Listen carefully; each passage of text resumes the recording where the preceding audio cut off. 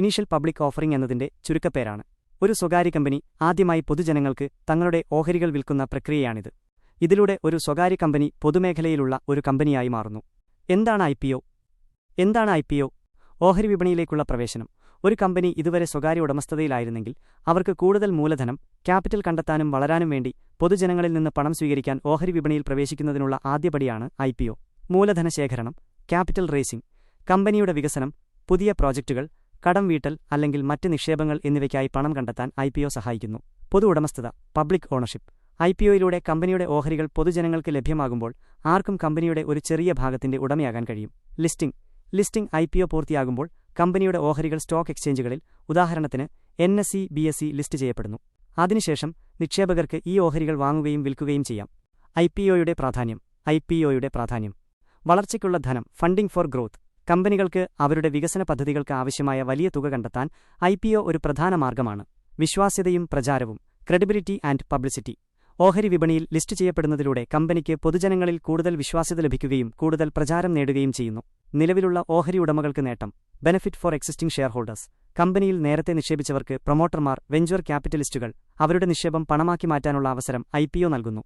ദ്രവ്യത, liquidity. ഓഹരികൾ list ചെയ്യപ്പെടുന്നതിലൂടെ നിക്ഷേപകർക്ക് എളുപ്പത്തിൽ ഓഹരികൾ വിൽക്കാനും പണം തിരികെ നേടാനും കഴിയും. ഐ.പി.ഒ. പ്രക്രിയ എങ്ങനെ? ഐ.പി.ഒയുടെ പ്രക്രിയ എങ്ങനെയാണ്?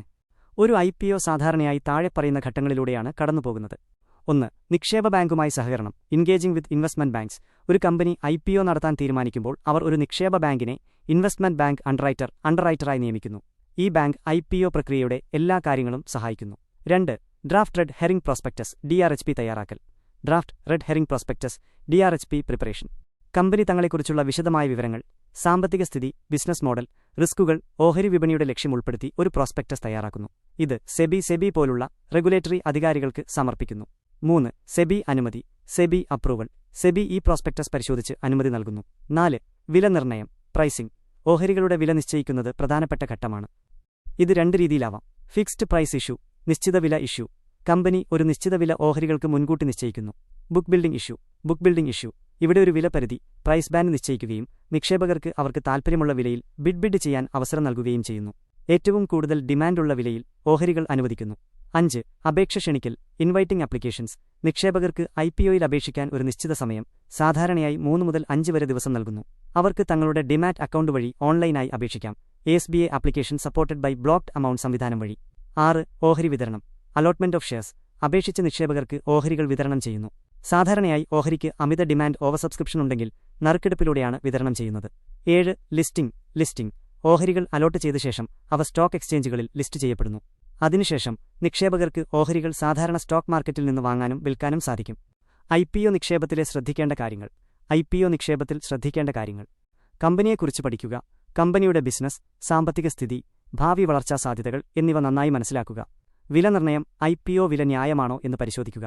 റിസ്കുകൾ, ഐ.പി.ഒ. നിക്ഷേപത്തിൽ ലാഭസാധ്യതകളുള്ളതുപോലെ തന്നെ നഷ്ടസാധ്യതകളുമുണ്ട്. ലിസ്റ്റ് ചെയ്തതിനുശേഷം ഓഹരി വില കുറയാനുള്ള സാധ്യതയും പരിഗണിക്കണം. ദീർഘകാല നിക്ഷേപം. ഐ.പി.ഒകൾ എപ്പോഴും പെട്ടെന്നുള്ള ലാഭത്തിനു വേണ്ടിയുള്ള നിക്ഷേപമായി കാണരുത്. കമ്പനിയുടെ ദീർഘകാല വളർച്ച മനസ്സിലാക്കി നിക്ഷേപിക്കുക.